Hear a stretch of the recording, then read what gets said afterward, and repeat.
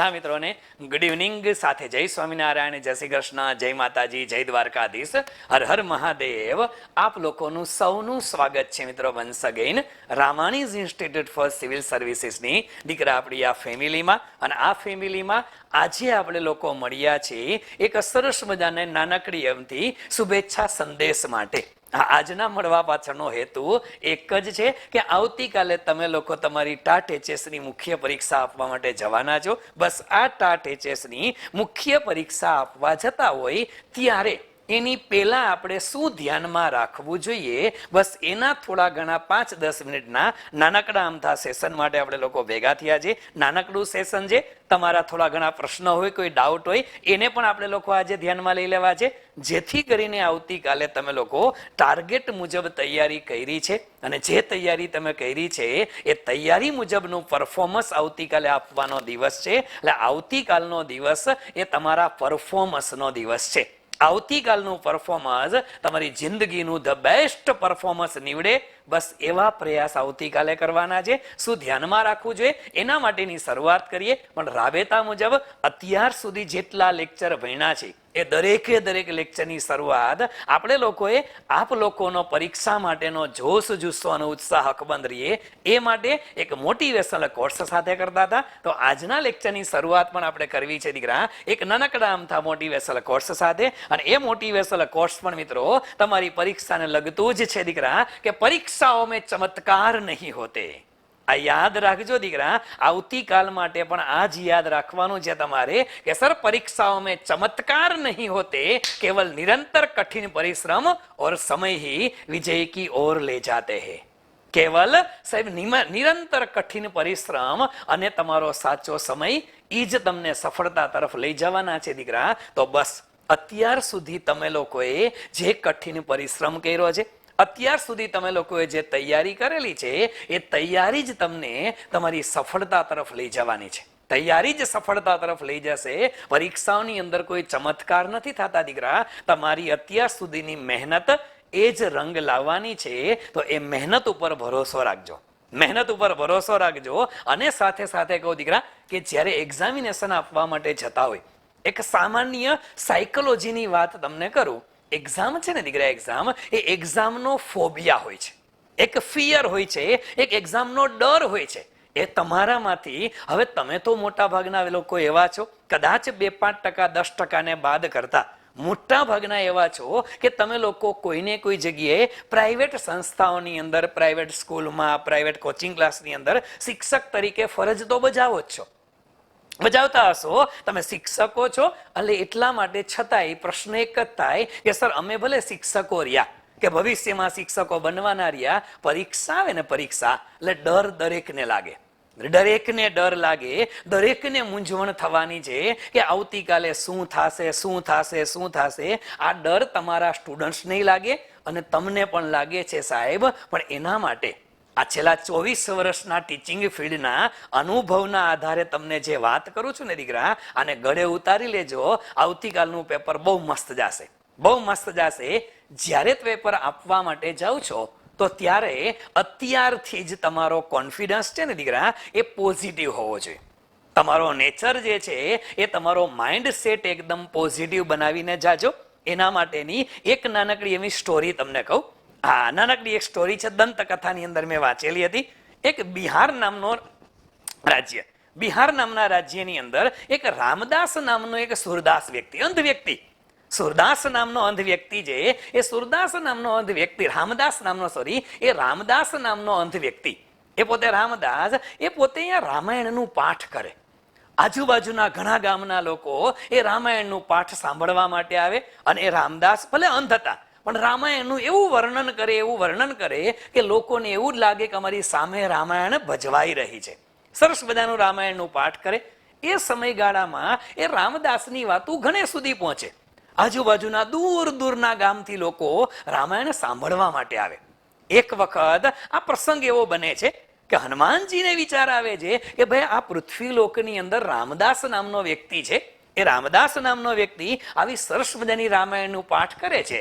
તો મારા ભગવાન છે, હું તો રામનો દૂત છું, મારે રામાયણ સાંભળવા જવું છે. હનુમાનજી એ વખતે ભગવાન હનુમાનજી વેશ પલટો કરી અને મનુષ્ય રૂપ ધરીને રામદાસની રામાયણ સાંભળવા આવે છે. રામાયણ સાંભળે છે, 2-3 દિવસ રામાયણ સાંભળે છે, મજા આવે છે. સાહેબ એક દિવસ હનુમાનજી વેશ પલટો કરીને આવ્યા અને ત્યારે બરોબર રામાયણની અંદર જે પરિસ્થિતિ હતી એ પરિસ્થિતિ એવી આવે છે કે હનુમાનજી આ 7 સમુદ્ર પાર કરી અને હનુમાનજી શ્રીલંકાની અંદર જાય છે. લંકાની અંદર અશોક વાટિકામાં પહોંચે છે. એ દ્રશ્યની વાતું હાલે છે કે હનુમાનજી જ્યારે માતા સીતાની ભાળ મેળવવા માટે એ પોતે લંકાની અંદર અશોક વાટિકામાં પહોંચે છે. આ દ્રશ્ય વર્ણવે છે. રામદાસ આ દ્રશ્ય વર્ણવતા એમ કહે છે કે ત્યારે અશોક વાટિકાની અંદર શીતળ ચાંદની હતી, પૂનમની રાત હતી અને એ પૂનમની રાતની અંદર આખી અશોક વાટિકામાં જે સફેદ પુષ્પ હતા એ સફેદ પુષ્પો ઉપર આ પૂનમના ચંદ્રમાની ચાંદની પડતી હતી ને એટલે આખી અશોક વાટિકા જે છે એ ઝગમગી ઉઠી હતી. આવું રામદાસ વાત કરે છે કે આખી અશોક વાટિકા સરસ મજાના સફેદ કલરના પુષ્પોથી અશોક વાટિકા ઝગમગી ઉઠી હતી.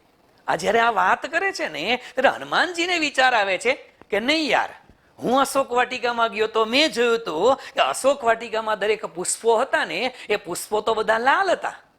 પુષ્પો લાલ હતા. આ રામદાસ કેમ કે છે કે સફેદ પુષ્પો હતા? રામદાસ તો અંધ વ્યક્તિ છે, એને તો કોક પાસેથી સાંભળ્યું હશે. પણ હું તો ગયો તો, સાક્ષાત હું ગયો તો અને મેં જોયું છે કે પુષ્પો તો લાલ હતા. રામદાસને વિચાર, અરે હનુમાનજી એમ કે છે કે રામદાસને ક્યાં અટકાવા? વળી પાછી 3-4 વખત એકની એક વાત કે હનુમાનજી અશોક વાટિકામાં જાય છે ત્યારે સુંદર મજાના સફેદ પુષ્પ ખીલતા હતા, ખીલેલા હતા. હનુમાનજીથી રહેવાતું નથી. વેશ પલટો કરીને આવ્યા હતા અને છતાંય રામદાસને કહે છે કે રામદાસજી તમારી કંઈક ભૂલ થતી હશે. અશોક વાટિકાની અંદર જે પુષ્પ હતા ને એ પુષ્પ બધા લાલ હતા, લાલ. રામદાસ કે ભાઈ માફ કરજો પણ મને ખબર છે ત્યાં સુધી સફેદ પુષ્પ હતા. થોડીક રગજગ થાય છે બંને વચ્ચે. હનુમાનજી કહેતા નથી કે હું ખુદ હનુમાન છું ને હું ગયો તો મેં લાલ પુષ્પો જોયા હતા. ઘણી વાત રગજગ થાય છે અને રામદાસ માનતા તો નથી. એ કે ભાઈ તમે જે હોય તે, મને એટલી ખબર છે કે પુષ્પ સફેદ હતા. હનુમાનજીને વિચાર આવે છે કે આવું થોડું ચાલે. હનુમાનજી સીધે સીધા જાય છે ભગવાન રામ પાસે કે હે ભગવાન, અશોક વાટિકાનું વર્ણન હું તમને કરું છું. મેં તમને વર્ણન કરેલું હતું. તમે તો ત્રિકાળ જ્ઞાની છો. તમને ખબર જ હતી કે હું અશોક વાટિકાની અંદર ગયો, માતા સીતા જ્યાં બેઠા હતા ત્યાં તમને ખબર જ છે કે લાલ પુષ્પો હતા. ભગવાન હતા ને લાલ પુષ્પ. ભગવાન રામ એમ કે છે કે ના હનુમાન, પુષ્પ લાલ નહોતા, સફેદ હતા. હનુમાનજી પાછા મૂંઝાણા. અરે પ્રભુ, કે હું ખુદ ગયો તો, મેં મારી નરી આંખે જોયેલું હતું કે લાલ પુષ્પ હતા. ભગવાન તમે કામ કરો, ઓલો રામદાસ ખોટું બોલે, તમે ખોટું બોલો, આમ થોડું ચાલે. માતા જાનકીને બોલાવો, માતા સીતાને બોલાવો, મારે એને પૂછવું છે. એ અહીંયા હતા, એ સાચું જ કહેશે. માતા સીતા માતા આવે છે. માતાને વંદન કરીને હનુમાનજી પૂછે છે, હે માતા, પેલો રામદાસ એમ કહે છે કે અશોક વાટિકામાં સફેદ પુષ્પ હતા. ભગવાન એમ કહે છે અશોક વાટિકામાં સફેદ પુષ્પ હતા. માતા મેં જોયા હતા, હું આવ્યો તો તમે અહીંયા હતા. તમે સાચું કયો જોઈ કે લાલ પુષ્પ હતા કે નહોતા? અને ત્યારે માતા સીતા એમ કહે છે, હે હનુમાનજી, તમે કહો છો એ તમારી વાત તમારા દ્રષ્ટિકોણથી સાચી છે, પણ અશોક વાટિકાની અંદર સફેદ પુષ્પ હતા. આ વાત સાંભળે છે ને એટલે હનુમાનજીને આંચકો લાગે છે. અરે હું ગયો તો મેં જોયા હતા, પુષ્પ બધા લાલ હતા અને આ બધા લોકો સફેદ પુષ્પ ગાંકે છે. માતા કોઈ દી ખોટું ન બોલે. માતા તો ત્યાં હાજર હતા અને માતાને પૂછે છે કે માતા, તો મારો આ ભ્રમ દૂર કરો, મારી શંકાનું સમાધાન કરો. અને ત્યારે માતા સીતાએ એટલું કીધેલું હતું કે હનુમાનજી, તમે જ્યારે અશોક વાટિકાની અંદર મારી ભાળ ગોતતા ગોતતા આવ્યા હતા ને ત્યારે તમારી આંખોની અંદર ક્રોધ હતો. આ રાવણ નામના વ્યક્તિ પ્રત્યે પ્રતિશોધ હતો કે તમારા ભગવાનના પત્નીને હરણ કરીને રાવણ નામનો વ્યક્તિ લેવો છે. તમે પ્રતિશોધની અંદર આવ્યા હતા. તમારી આંખની અંદર ક્રોધ હતો, અગ્નિ ભરેલો હતો અને એટલે તમારી દ્રષ્ટિ છે ને એ લાલ થઈ ગઈ હતી. હનુમાનજી, તમારી આંખો લાલ હતી ને એટલે તમને અશોક વાટિકાના સફેદ પુષ્પો છે ને એ લાલ દેખાતા હતા. બાકી હનુમાનજી, પુષ્પ સફેદ હતા. તમારી આંખમાં ક્રોધ હતો ને એટલે તમને પુષ્પ એ લાલ દેખાણા હતા. બાકી હનુમાન, પુષ્પ સફેદ હતા, તમારી આંખનો ક્રોધ હતો. બેટા, કહેવાનું તાત્પર્ય એટલું છે કે આવતીકાલે તમે લોકો જ્યારે પરીક્ષા આપવા માટે જાઓ છો, આવતીકાલે જ્યારે પરીક્ષા આપવા માટે જાઓ છો અને તમે તમારા મગજની અંદર અત્યારથી જો કોઈ ડર લઈને જાશો, તમે એક્ઝામિનેશનની અંદર અત્યારથી કોઈ ડર લઈને જાશો કે પેપર અઘરું હશે તો, મેં કરેલું એમાંથી નહીં પૂછાય તો? બેટા બહુ સ્પષ્ટ કહું છું કે જો તમે અત્યારે ડર લઈને જાશો ને તો તમારા મગજમાં ડર હશે. જેમ હનુમાનજીના મગજની અંદર ક્રોધ હતો અને એને સફેદ પુષ્પો લાલ દેખાતા હતા ને દીકરા, ડેફિનેટલી કહું છું કે પેપર જો તમારું સહેલું હશે પણ તમે ડર લઈને જાશો ને, જો તમે ડર લઈને જાશો તો આવતીકાલનું સહેલું પેપર એ તમને અઘરું જ લાગશે દીકરા. એટલે એક હમ્બલ રિક્વેસ્ટ છે, એક રિક્વેસ્ટ છે દરેક વિદ્યાર્થીઓને કે આવતીકાલે પરીક્ષા દેવા જાઓ ને ત્યારે પોઝિટિવ માઇન્ડસેટ સાથે જાજો. સાહેબ આવતીકાલે પોઝિટિવ માઇન્ડસેટ સાથે જાજો પરીક્ષા દેવા માટે. કારણ કે આવતીકાલની પરીક્ષા છે ને એ તમારું પરફોર્મન્સ છે સાહેબ. એ તમે અત્યાર સુધી જે મહેનત કરેલી છે, અત્યાર સુધી તમે જે સંઘર્ષ કરેલો છે સાહેબ, રાત દિવસ એક કરીને ઉજાગરા કરેલા છે. ઘણા બધા પરિસ્થિતિ એ પછી ઘણા બધા પ્રોબ્લેમ્સ એવા હશે, એ આર્થિક પ્રોબ્લેમનો સામનો કરેલો હશે, ઘણા લોકોએ સામાજિક પ્રોબ્લેમનો સામનો કર્યો હશે. સાહેબ આ બધા પ્રોબ્લેમનો સામનો કરી અને તમે આવતીકાલે તમારું પરફોર્મન્સ દેવા જાઓ છો. અને સાહેબ પરફોર્મન્સ દેવા જતા હોય ને ત્યારે તમારો માઇન્ડ છે ને એ પોઝિટિવ હોવું જોઈએ, નેગેટિવ નહીં દીકરા. આ બહુ સ્પષ્ટ કહું છું. હનુમાનજીની વાત ઉપરથી તમને એ જ સમજાવવા આવ્યો છું દીકરા કે સાહેબ પરીક્ષા દેવા જાઓ ત્યારે પોઝિટિવ એટીટ્યુડ સાથે જાજો, પોઝિટિવ માઇન્ડસેટ સાથે જાજો કે જે છે એમાં મારે મારું બેસ્ટ આપવું છે અને મેં આટલી તૈયારી કરી છે તો પેપર મને સહેલું જ લાગવાનું છે. સાહેબ મેં આટલી તૈયારી કરી છે તો પેપર મને સહેલું જ લાગવાનું છે. ફરી પાછો કહું છું દીકરા, હૃદયના એક પણ ખૂણાની અંદર ડર ન રાખતા, ડર ન રાખતા અને વિચાર પણ એવો ન કરતા નેગેટિવ કે અઘરું હશે તો, અઘરું હશે તો, ફરજિયાત ક્વેશ્ચન પૂછાણા અને મને નહીં આવડે તો સાહેબ શું કામ એવું વિચારવું પડે છે તમારે? તમે પોઝિટિવ માઇન્ડસેટ સાથે જાઓ અને જ્યારે પોઝિટિવ માઇન્ડસેટ સાથે જાશો ને કદાચ એકાદો સવાલ એવો આવી જાય કે તમે ક્યારેક વાંચ્યો ન હોય, વિચાર્યો ન હોય, પણ માઇન્ડસેટ પોઝિટિવ હશે ને તો એની અંદર 10 લીટી લખવાની ઈચ્છા થશે. પોઝિટિવ હશો અને હંમેશને માટે યાદ રાખો કે તમે જ્યારે કોઈ ડરમાં હોય, તમે લોકો જ્યારે ડરમાં હોય, નેગેટિવ માઇન્ડસેટની અંદર ડિસ્ટર્બ માઇન્ડમાં હોય તો કોઈ દિવસ તમને સારા વિચાર આવે છે બેટા? તમે વિચારજો, તમે જિંદગીમાં જ્યારે ક્યારેય ગુસ્સે થયા હોય, તમે લોકો ડિપ્રેશનમાં આવ્યા હોય, નર્વસ હોય, તેથી તમને કોઈ દી પોઝિટિવ વિચાર આવે? સાહેબ દુનિયામાં કોઈને ન આવે.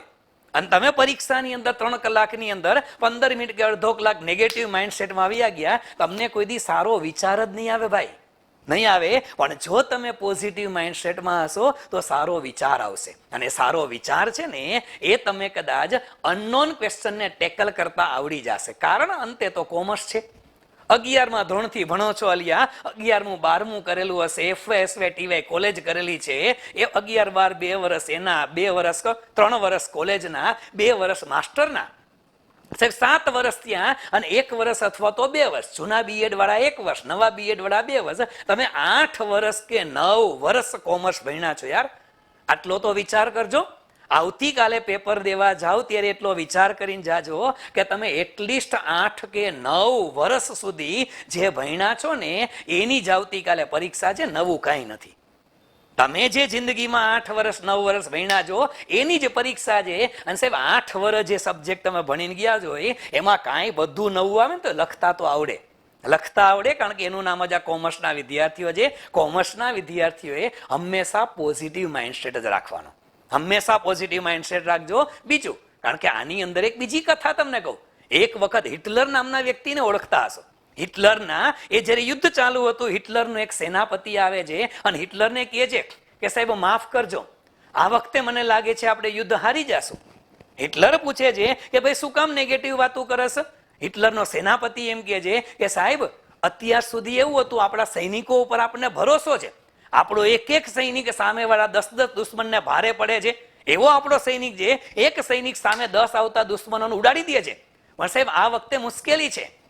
હિટલર પૂછે છે ભાઈ શું થયું? અને ત્યારે હિટલરનો સેનાપતિ કહે છે કે સાહેબ દર વખતે સામેથી દુશ્મનો આવતા ને આપણો એક સૈનિક એને દહને ઉડાડી દેતો હતો. સાહેબ આ વખતે મુશ્કેલી એ છે કે આપણા દુશ્મનોએ આપણે ચારેય બાજુથી ઘેરી લીધા છે.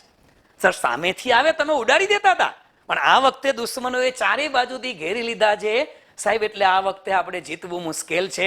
અને ત્યારે બેટા આ પરિસ્થિતિમાં જ્યારે ચારેય બાજુ દુશ્મનથી ઘેરાયેલા હતા અને એ વખતે સાહેબ હિટલરે એના સેનાપતિને એક સ્ટેટમેન્ટ કીધું હતું, તમે લોકો જીવનમાં ઉતારી લેજો. આવતીકાલે 2.5 કલાક સવારની અને બપોર પછીની 3 કલાક 5.5 કલાકની અંદર આ એક સ્ટેટમેન્ટ મગજમાં રાખીને પેપર આપજો. સાહેબ, હિટલરે એટલું કીધું હતું, અરે ભલા માણસ, ચારે બાજુ દુશ્મને ઘેરી લીધા છે, એ નેગેટિવ વાત નથી, એ તો પોઝિટિવ બાબત છે. કારણ કે જો દુશ્મન સામેથી આવતા હોય તો તારે ગોતીને મારવા પડે, તારે નિશાનો લઈને મારવા પડતા હતા, આને ઉડાડવું અને ઉડાડવું, વાં છે વાં છે. હવે તો દુશ્મન ચારેય બાજુ જે ભૂરા આખું બંધ કરી અને ચારેય બાજુ ગોળીયું મંડ છોડવા, એકાદો તો મરશે ને.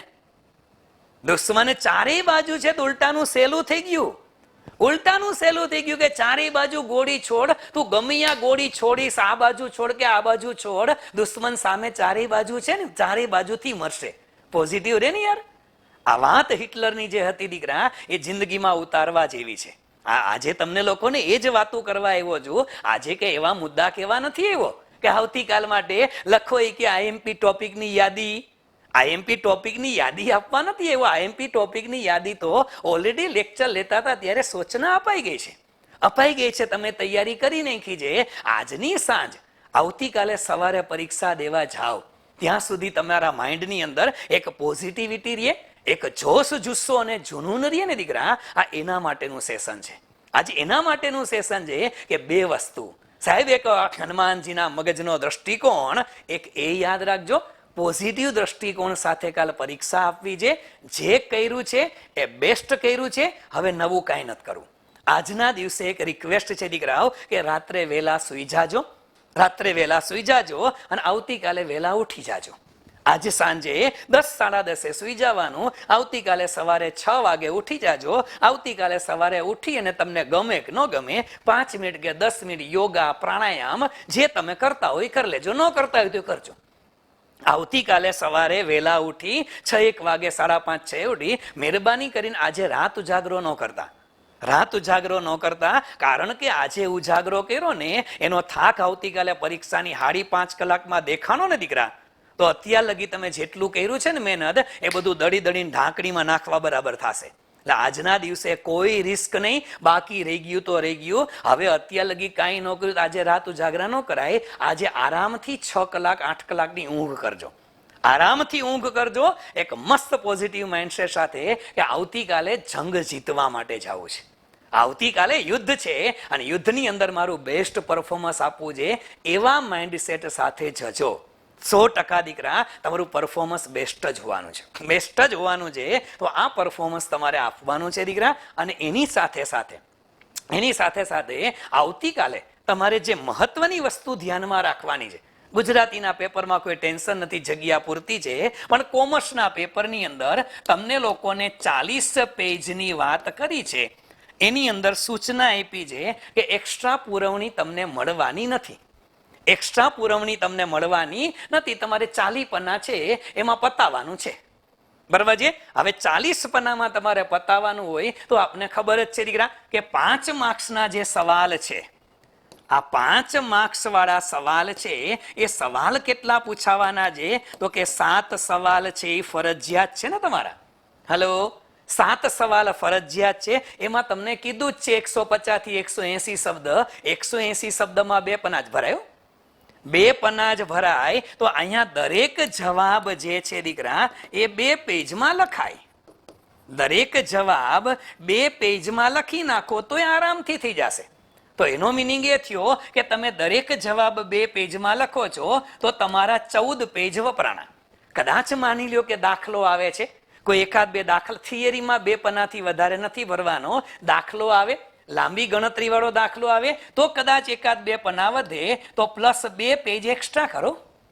2 પેજ એક્સ્ટ્રા માનીને હાલો કે તમારે 14 પન્નાની જગ્યાએ 16 પન્ના જોશે. બરાબર છે? બીજા સવાલ તમને લોકોને જે આવવાના છે દીકરા, એ આપણા લોકોના 4 માર્ક્સ વાળા સવાલ છે. 4 માર્ક્સ વાળા સવાલ છે. અચ્છા, ચેટબોક્સ ઓપન કરી નાખજો. એટલે કોઈને ડાઉટ હોય તો આપણે ક્લિયર કરતા જશું સાથે. ચેટબોક્સ ઓપન કરી નાખજો.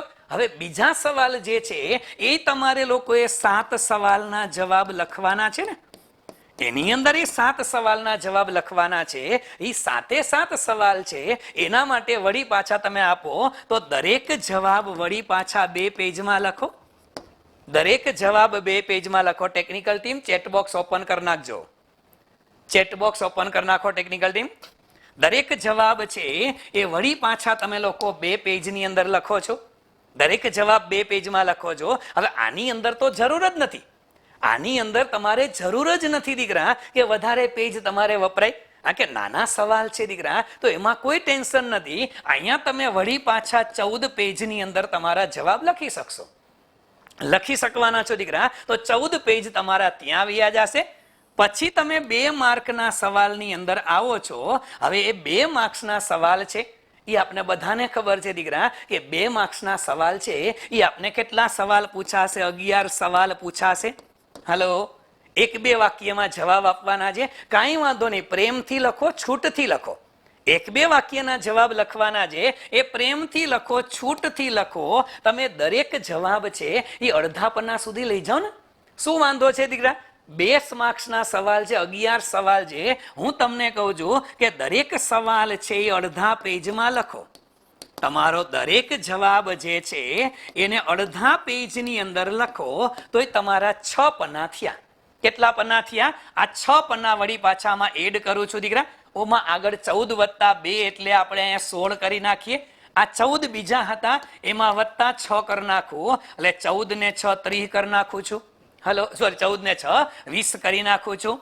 ચાલો, રેડી. અને છેલ્લે તમને લોકોને ખરા ખોટા છે, ખાલી જગ્યા છે, આ એ 1-1 માર્ક્સ વાળા ખાલી જગ્યા હોય, આ ખરા ખોટા હોય. હવે એવા 15 સવાલ તમારી પાસે છે. એ 15 સવાલના જવાબ આપવા માટે કુલ કેટલા પેજ જોઈ? તો સર 2 થી 3 પેજ જોઈ. વધીને 2 થી 3 પેજ તમારે જોઈ. હવે એમાં તમે 2 પેજ નાખો, અહીંયા 16 + 20 + 2 પેજ કરો તો એ તમારા 38 પન્ના થયા. બહુ છૂટથી લખો છો, પ્લાનિંગ સાથે લખો છો તો આરામથી તમે 40 પન્નામાં પેપર પૂરું કરી શકશો. બરાબર છે? એટલે આ રીતે સ્કેડ્યુલ બનાવીને જ પેપર લખવાનું છે. જ્યાં કે નાટક ન કરતા. તમે જ્યાં સુધી આ મોટા સવાલો છે દીકરા, 5 માર્ક્સનો સવાલ હોય કે 4 માર્ક્સનો સવાલ હોય, આ સવાલના જવાબ, નવો જવાબ નવા પન્ને લખવાનો. નવો જવાબ નવા પન્ને જ શરૂ થવો જોઈએ, આગળ પાછળ ક્યાંય નાટક કરતા નહીં. નવો જવાબ એને નવા પન્ને લખી નાખો, ધેટ્સ ઓલ. તોય તમારી પાસે 14 દુને 28 પન્ના થઈ જશે. વધશે, ચિંતા ના કરો, વધશે આરામથી. પેજ તમારા પૂરા થશે. 2 પન્ના તોય વધશે. હા, 2 પન્ના વધશે. આનાથી વધારે લખવાની જરૂર જ નથી તમારે, જરૂર નથી. અહીંયા તમે લોકો 2 માર્કના સવાલ છે એને પણ એક સિસ્ટમ મુજબ લખજો કે 1 પન્નાની અંદર વધીને 2 જવાબ આવે. 1 પન્નામાં વધીને 2 જવાબ આવે તો એ ચિંતા ન કરતા. હા, કે તોય તમારા 6 પન્ના થશે, તોય તમારી પાસે વધે છે. આ વસ્તુ તમારા માટે અગત્યની છે. બરાબર છે? એટલે આ રીતે તમારું પહેલા તો સ્કેડ્યુલ બનાવવાનું છે. બીજી વસ્તુ કે તમને એમ ઈચ્છા થાય કે તમારે સૌથી પહેલા જે છે એ તમારે ખાલી જગ્યાથી શરૂઆત કરવી છે તો કરવાની, પણ જે કરો તે આખે આખું પૂરું કરજો. જે કરો તે આખે આખું પૂરું કરજો દીકરા. આખે આખું પૂરું કરવું એનો મિનિંગ શું થયો દીકરા? આખે આખું પેપર પૂરું કરવું એનો મિનિંગ એ થયો કે ખાલી જગ્યાથી શરૂઆત કરો છો તો પહેલા બધી ખાલી જગ્યા લખો. પછી તમને એમ લાગે કે 2 માર્ક વાળા લેવા છે તો 2 માર્ક વાળા લ્યો. પછી એમ લાગે કે 4 વાળા તો 4 વાળા, 5 વાળા તો 5 વાળા. તમે ઈચ્છા પડે એ ક્વેશ્ચનથી શરૂઆત કરી શકો છો. તમને જેમાં મજા આવે ત્યાંથી શરૂઆત કરવાની. જ્યાંથી મજા આવે ત્યાંથી તમારે શરૂઆત કરવાની. બીજું કાંઈ નાટક નહીં કરવાના. નવો ક્વેશ્ચન નવા પાને લખજો. સિવાય કે 1-2 વાક્યના જવાબ હોય. 1 પન્નામાં 2 જ સવાલ. 1 સવાલનો જવાબ પૂરો થયો, 4-5 લીટી છોડી દેવાય. 4-5 લીટી છોડી પડે, છોડો. એક્ઝેક્ટ અડધા પાનેથી ચાલુ કરો. તમારું જે પેજ આપેલું છે એ પેજની અંદર તમે લોકો જે લખો છો દીકરા, લખો છો. હવે પેલા ક્વેશ્ચનનો જવાબ અહીંયા તમે લખ્યો છે, અહીંયા પૂરો થઈ ગયો, કાંઈ વાંધો નહીં. આ પૂરું થયું તો અહીંથી બગડો ન કરે. બગડો એક્ઝેક્ટ વચ્ચેથી જ કરાય. સમજાય છે દીકરા? બગડો એક્ઝેક્ટ વચ્ચેથી કહેજો તો ચાલે. એક્ઝેક્ટ વચ્ચેથી કરો તો ચાલશે, પણ આવી રીતે લખજો. સિંગલ પેન યુઝ કરવાની છે. તમને લોકોને સૂચના આપેલી છે, સૂચના આપેલી છે. કોલ લેટર ડાઉનલોડ કરજો. નવી તારીખ વાળા, આવતીકાલની નવી તારીખ વાળા કોલ લેટર ડાઉનલોડ કરવાના છે. આ ચોખવટ કરી દઉં છું. ઘણા લોકોને લાગે કે સર મેસેજ આવ્યો બધું એમનેમ રહેશે, એમનેમ રીએ ઈ બરોબર છે, પણ નવા કોલ લેટર ડાઉનલોડ કરવાના છે, એમાં આવતીકાલની તારીખ છે. એટલે મહેરબાની કરી અને નવા કોલ લેટર ડાઉનલોડ કરી નાખજો. ડેટ ચેન્જ વાળા છે, ડેટ ચેન્જ વાળા છે દીકરા, બરાબર છે. આ ડેટ ચેન્જ વાળા નવા કોલ લેટર તમારે ડાઉનલોડ કરી નાખવાના છે, બરાબર છે. એના સિવાય માથાકૂટ ન કરતા, નવા કોલ લેટર ડાઉનલોડ કરજો. વળી કોઈ વેમમાં ન રહેતા એ કે ના ના હાલે. આજ સવારના પોરમાં મેં મીરા મેડમને કીધું કે આજ નવો ડાઉનલોડ કરજો કોલ લેટર. કે નાના એ કે એવું કાંઈ નથી. ન માનવું હોય તો કાંઈ નહીં, ન માને તો હમણાં 5 વાગે લેક્ચરમાં આવતો તેની પેલા મેસેજ આવ્યો નવો કોલ લેટર પ્રિન્ટ લેતા આવજો. પણ માનો ને કઈ છીએ એટલું માનવાનું બેટા, માનવાનું હો, બરોબર છે. આટલું તમારે ધ્યાનમાં રાખવાનું છે. ડન છે દીકરા? ઓકે, ચાલો અહીંયા ધ્યાન આપો આખરી બધાય. ઓકે, તો આ રીતે તમારે લખવાનું છે. નવો ક્વેશ્ચન નવા પાને લખવાનો છે. પેન યુઝ કરો, સિંગલ પેનનો યુઝ કરવાનો. યા તો બ્લેક કરો ને યા તો બ્લુ કરો. કાં બ્લેક અને કાં બ્લુ, એક જ પેનનો યુઝ કરવાનો છે. અંડરલાઈન કરો તો એ જ પેનથી કરો, બરાબર છે. ખાતા દોરવા માટે જો તમને ઈચ્છા થાય તો ખાતા દોરવા માટે જ તમે પેન્સિલનો યુઝ કરી શકો. પેન્સિલનો ઉપયોગ કરવાનો, પણ ખાલી શેના માટે બેટા? ખાતા દોરવા માટે. એના સિવાય કંઈ નહીં. અંડરલાઈન નહીં કરવાની. અંડરલાઈન કરવી હોય તો લખો છો આરોઆર પેનથી કરતા જાઓ. લખાણ કોઈ પણ પ્રકારનું પેન્સિલથી નહીં કરવાનું. કોઈ પણ પ્રકારનું લખાણ છે એ પેન્સિલથી નહીં કરવાનું. તમારા પેપરની અંદર પેન્સિલ ન હોવી જોઈએ, બરાબર છે. આટલું યાદ રાખવાનું. ક્વેશ્ચન કેવો પૂછાય છે, ક્વેશ્ચન કેવો પૂછાય છે એના આધારે તમારી પાસે 5 માર્ક્સ કે 4 ગુણનો સવાલ હોય. 4 ગુણ કે 5 ગુણનો સવાલ હોય તો પ્રશ્નને આધારે કયો પ્રશ્ન પૂછાણો છે એ પ્રશ્નને આધારે પ્રસ્તાવના લખવી. પ્રસ્તાવના અને ઉપસંહાર એ ક્વેશ્ચનના નેચર ઉપર જે તફાવત પૂછે તેમાં પ્રસ્તાવના ન આવે. હેલો, એટલે તફાવત પૂછે તો પ્રસ્તાવના ન આવે. તમને લોકોને એમ કીધું કે આયોજનનો અર્થ સમજાવી અથવા વ્યવસ્થા તંત્રનો અર્થ સમજાવી, વ્યવસ્થા તંત્રના પ્રકારો જણાવો. તો વ્યવસ્થા તંત્રનો અર્થ જણાવી તમને કીધું છે કે એના પ્રકાર જણાવો, તો એની અંદર બીજું કંઈ ન આવે. એમાં અર્થ પછી સીધા પ્રકારો જ આવે. બધામાં પ્રસ્તાવના ન હોય. હાડે ધડ ઝીકી ન દેવાની હોય ભાઈ. હેલો, આડે ધડ ઝીકી ન દેવાની હોય. પ્રસ્તાવના જ્યાં આવતી હોય ત્યાં જ આવે ભાઈ, આવતી હોય ત્યાં જ આવે. તમે લોકો જ્યારે યુઝ કરો છો સારું ઇફેક્ટિવ લખાણ કરવા માટે, લેક્ચરમાં તો ઘણી વખત વાત કરી છે કે તમને ઈચ્છા થાય તો તમે ચાર્ટ દોરી શકો છો, કોઈ પણ પ્રકારના ડાયાગ્રામ દોરી શકો છો. તો ચાર્ટ ડાયાગ્રામ છે દીકરા, એ દોરવા માટે ગમે એ ચાર્ટ દોરો, ડાયાગ્રામ દોરો, ખાના દોરો, ગમે એ દોરો.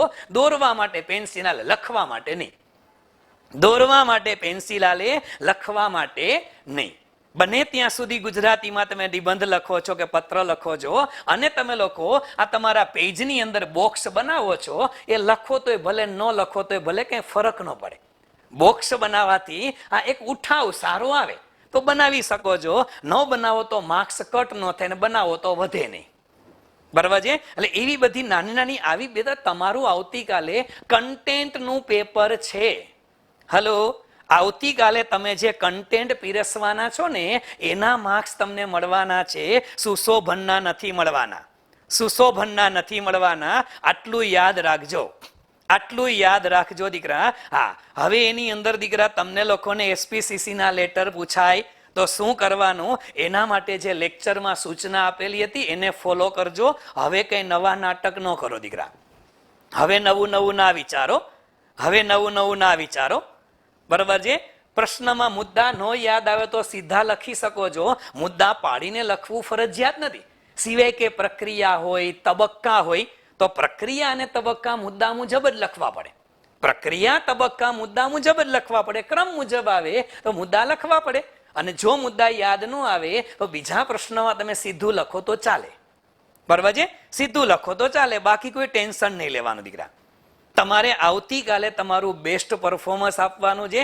જે પેપર છે એમાં બેસ્ટ શું આપો એ વિચારવાનું.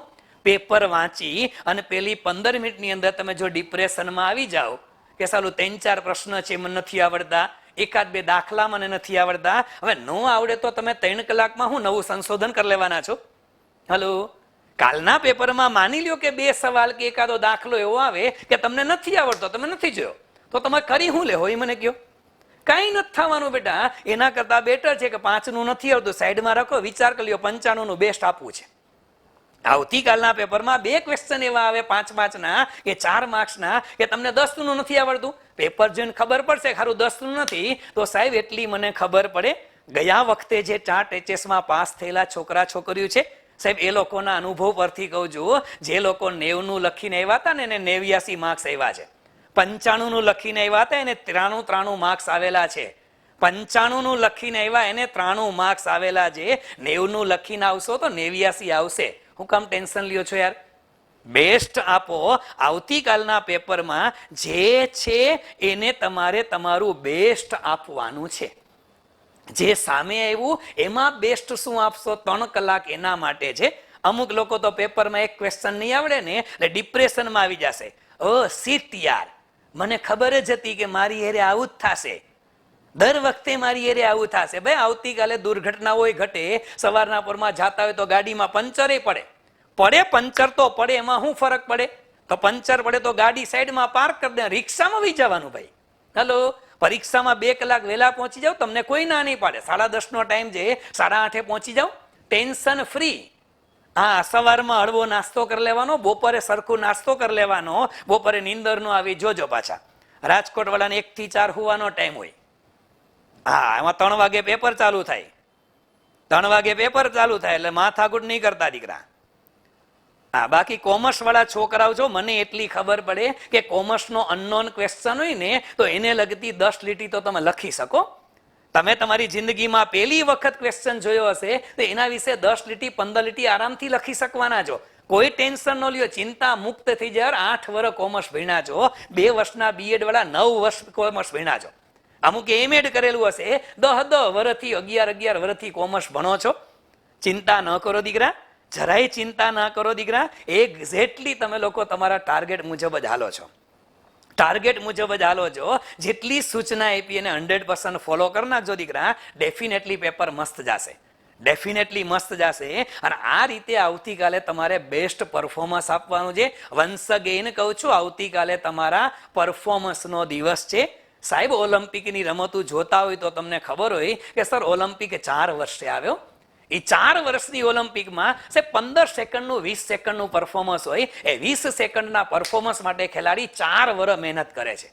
અને એ પરફોર્મન્સ જ્યારે આપવાનું હોય ને, જોઈ લેજો સાહેબ, ઓલિમ્પિકની અંદર કે હમણાં આપણે કોમનવેલ્થ ગેમ્સ પૂરી થઈ, એ કોમનવેલ્થ ગેમ્સની અંદર જેટલા લોકો, ભારતના પણ 17 જેટલા લોકો ગોલ્ડ મેડલ જીતીને આવ્યા છે સાહેબ, જોઈ લેજો એ લોકોના પરફોર્મન્સને દિવસે એ લોકો પોઝિટિવ એટીટ્યુડમાં હતા. સેવા દુનિયાનો નિયમ છે, તમે તમારું બેસ્ટ પરફોર્મન્સ તો જ આપી શકશો કે જો તમે પોઝિટિવ એટીટ્યુડ સાથે ગયા હશો. સાહેબ, ડરને સાઈડમાં રાખવાનો છે. જેવા પડશે એવા દેવાશે. મને એટલી ખબર પડે કે તમે આટલી મહેનત કરી હોય, આટલા દાખલા ગણેલા હોય, આટલી પ્રેક્ટિસ કરેલી હોય, અને છતાંય જો પેપર અઘરું લાગે ને તો સાહેબ લખી લેજો સ્ટેમ્પ પેપરમાં કે જો તમને પેપર અઘરું લાગ્યું ને દીકરા, તો વિચારી જ લેજો આખા ગુજરાતને અઘરું લાગશે. જો પેપર તમને અઘરું લાગ્યું તો આખા ગુજરાતને અઘરું લાગવાનું છે દીકરા. એટલી મહેનત તો તમે લોકોએ કરી છે, તો ડર શેનો રાખવો ભાઈ? ડર શેનો રાખવો? અને ત્યાં સુધી કહું છું સાહેબ બેટા કે આવતીકાલે પેપરમાં તમને એમ લાગે ને કે મને 80 નું જ આવડે છે, 80 માંથી 79 આવે ને એવું લખજો. ના, બાકી સાઈડમાં રાખી દેજો. ચાલુ પરીક્ષાની અંદર કટ ઓફ નક્કી કરવા ન માંડતા. અમુક લોકો ચાલુ પરીક્ષામાં કટ ઓફ નક્કી કરે, એ કે કટ ઓફ નીચું જાહે કા, એ કે પેપર અઘરું છે. પણ તને એના માટે નથી બેહાર્યો. તને 3 કલાકની અંદર પેપરના કટ ઓફ નક્કી નથી કરવાના, તારે 3 કલાકમાં બેસ્ટ પરફોર્મન્સ આપવાનું છે. હા, ઓ સીટ યાર ને મારી યારે આવું થાય છે, એ બધું 3 કલાક પછી 6 વાગ્યા પછી બધું કરવાનું. ઓ સીટ ને ઓ આમ ને ઓ માય ગોડ ને એ બધું 6 વાગ્યા પછી કરજો. 6 વાગ્યા લગી ટાઈમ નથી તમારી પાસે. 3 કલાક છે એ બેસ્ટ પરફોર્મન્સ આપવાનો સમય છે, અફસોસ કરવાનો નથી. વન્સ અગેન કહું છું, બરાબર છે? હા, આના માટે આવી તૈયારી કરજો દીકરા. ડેફિનેટલી છે દીકરા, એ તમે લોકો પાસ થશો, ડેફિનેટલી પાસ થશો. અને ઈશ્વરને પ્રાર્થના કરીએ, ઓલમાઇટી ગોડને પ્રાર્થના કરીએ, ગોડેસ ઓફ લર્નિંગ, માં સરસ્વતીના ચરણોમાં વંદન સાથે પ્રાર્થના કરીએ કે આ તમામ ઉમેદવારોએ જે મહેનત કરી છે એનું બેસ્ટ પરફોર્મન્સ આપે એવી આ બધા જ ઉમેદવારોને આવતીકાલે શક્તિ આપજો. આ બધા જ વિદ્યાર્થી મિત્રોને આવતીકાલે તમારું બેસ્ટ પરફોર્મન્સ આપી શકો એવી ગોડેસ ઓફ લર્નિંગ માં સરસ્વતી તમારા ગળામાં બિરાજમાન થાય, માં સરસ્વતી તમારા હૃદયમાં બિરાજમાન થાય અને માં સરસ્વતી તમારા અક્ષરની અંદર લખતા હોય ત્યારે તમારા હાથમાં બિરાજમાન થાય એવી ગોડેસ ઓફ લર્નિંગ માં સરસ્વતીના ચરણોમાં પ્રાર્થના કરું છું. અને સાથે સાથે આવતીકાલના પરફોર્મન્સ માટે, તમારા બેસ્ટ પરફોર્મન્સ માટે આ ભાવિ શિક્ષકોને અને એ ભાવિ શિક્ષકો કે જે કોમર્સના પેપરની અંદર અને આવતીકાલની ટાટ એચએસમાં 150+ સ્કોર કરી શકો છો અને કરવાના છો, કરો અને ભવિષ્યની અંદર સરકારી શિક્ષક બની જાઓ. એના માટે તમારા બધા વિદ્યાર્થીઓ મિત્રોને ખૂબ ખૂબ શુભેચ્છાઓ દીકરા. વિશ you all the best from the bottom of my heart. ખૂબ ખૂબ શુભેચ્છાઓ. રામાનીઝ ઇન્સ્ટિટ્યૂટ પરિવાર વતી આપ બધા લોકોને ખૂબ ખૂબ શુભેચ્છાઓ છે દીકરા. જરાય ટેન્શન લીધા વગર, જરા પણ મૂંઝાયા વગર મન મક્કમ રાખી અને આવતીકાલે પરફોર્મન્સ આપજો. ઈશ્વર આપણી બધાની સાથે છે. આપણે જે મહેનત કરી છે એ મહેનત રંગ લાવશે. મહેનત રંગ લાવશે તો આજના દિવસે બીજી કોઈ પ્રકારની વધારાની સૂચના નહીં, કોઈ માહિતી નહીં. વન્સ અગેન કહું છું, રાત્રે સરખી નીંદર કરજો, સવારે ઉઠીને યોગા પ્રાણાયામ કરજો, પોઝિટિવ એટીટ્યુડ સાથે પરીક્ષા દેવા જાજો. યાદ રાખજો, અશોક વાટિકાના ફૂલ સફેદ જ છે. તમારા મગજની અંદર જો ક્રોધ હશે, નેગેટિવિટી હશે તો જ લાલ લાગશે, બાકી ફૂલ સફેદ છે. એ સફેદ ફૂલનો આનંદ લેજો, આનંદ લેજો દીકરા. હવે કાંઈ કરવાનું નથી. હવે માત્ર અને માત્ર તમે જે કર્યું છે એને રિવાઇઝ કરી નાખો, રિલેક્સ રહે અને શાંતિથી ઊંઘ કરો. શાંતિથી ઊંઘ કરી અને આજે જે અંદર તમે ભર્યું છે ને, અંદર જે ભર્યું છે ને બહાર કાઢવાનું છે. આજે રાત્રે 12 વાગ્યા લગી અંદર નાખે રાખતા નહીં. હલો, રાત્રે 12 વાગ્યા લગી મગજમાં નાખે રાખતા નહીં, બહાર નહીં નીકળે આવતીકાલે. હવે વાંચવાનું બંધ કરી આરામથી નાસ્તા પાણી કરી લ્યો, જલસા કરી લ્યો, ટહેલી લ્યો. આ પોઝિટિવ માઇન્ડસેટ રાખશો તો 100% પાસ થશો દીકરા. ચાલો, બરાબર છે. તો આજના દિવસે અહીંયા સુધી રાખીએ છીએ. યસ. અને હવે વધુમાં તમે લોકો બધા પાસ થઈ અને થાબડીના બોક્સ લઈને આવો એવી તમારી હું રાહ જોઈશ. થાબડીના બોક્સ લઈને આવો એના માટેની હું રાહ જોઉં છું. બધા વિદ્યાર્થી મિત્રોને વન્સ અગેન ખૂબ ખૂબ શુભેચ્છાઓ છે આવતીકાલની પરીક્ષા માટે. વિશ યુ ઓલ ધી બેસ્ટ. બરાબર છે. અહીંયા સુધી રાખીએ છીએ. ચાલો, બધા મિત્રોનો ખૂબ ખૂબ આભાર સાથે જય સ્વામિનારાયણ, જય શ્રી કૃષ્ણ, જય માતાજી, જય દ્વારકાધીશ, હર હર મહાદેવ, જય ભારત, જય હિન્દ, જય જય ગરવી ગુજરાત, જય જય ગરવી Gujarat. Thank you so much friend. Once again wish you all the best. વિજય ભવ.